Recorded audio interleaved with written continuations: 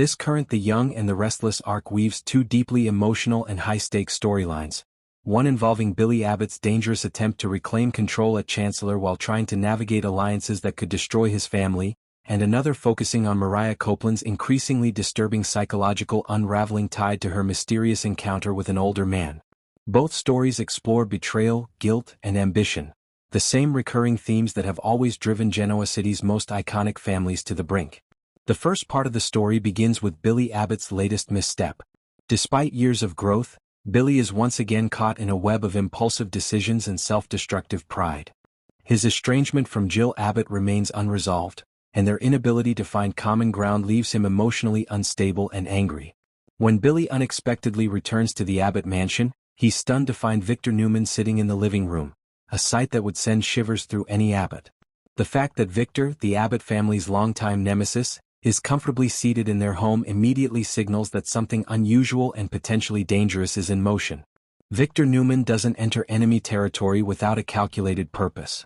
His presence there reveals that he has entered into an alliance with Jack Abbott, a temporary truce designed to serve a shared goal.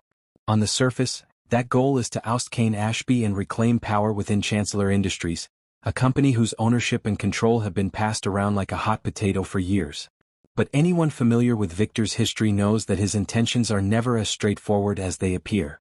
Jack, blinded by his desire to secure Chancellor and strengthen Jabot's influence, believes that teaming up with Victor could serve a mutual purpose. Billy, however, immediately sees through the charade.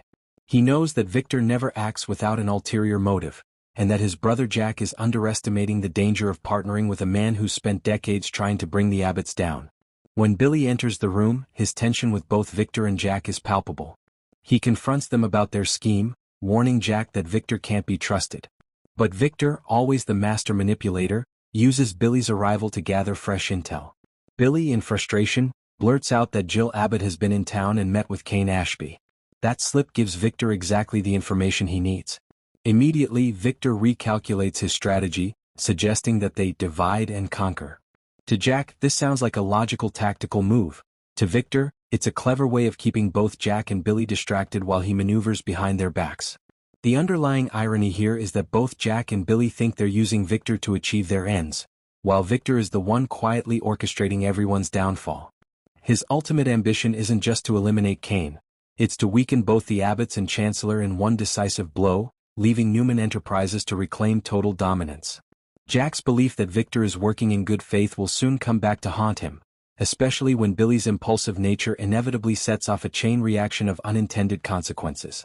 Billy, as always, remains his own worst enemy. His emotional volatility and inability to follow through on restraint make him a liability. Victor calls him Billy Boy, a nickname dripping with condescension, and Kane, ever the provocateur, picks up on it, using it to further needle Billy.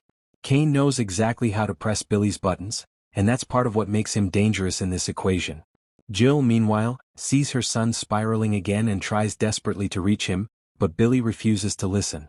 Instead, he buries himself in this misguided belief that he can somehow reclaim Chancellor and prove himself to both Jill and Jack. Jill, heartbroken by the widening distance between her and Billy, unexpectedly finds some comfort in Kane. Their interactions are complicated. On one hand, they share mutual respect and disappointment over the state of Chancellor. On the other, Jill can't fully trust Kane. Deep down, she knows that Kane is capable of manipulation, even if he currently appears vulnerable. The audience is left to wonder whether Kane's grief and insecurity are genuine or whether he's quietly setting the stage for revenge. The real danger, however, lies in how easily Billy can be provoked. His lack of emotional control could lead him to inadvertently leak more information about Jack and Victor's plan.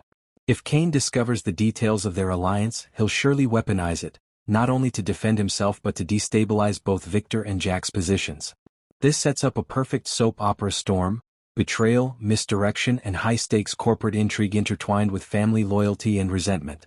Running parallel to all of this is Mariah Copeland's chilling and mysterious psychological descent, a story that has been building for months but only revealed in fragments.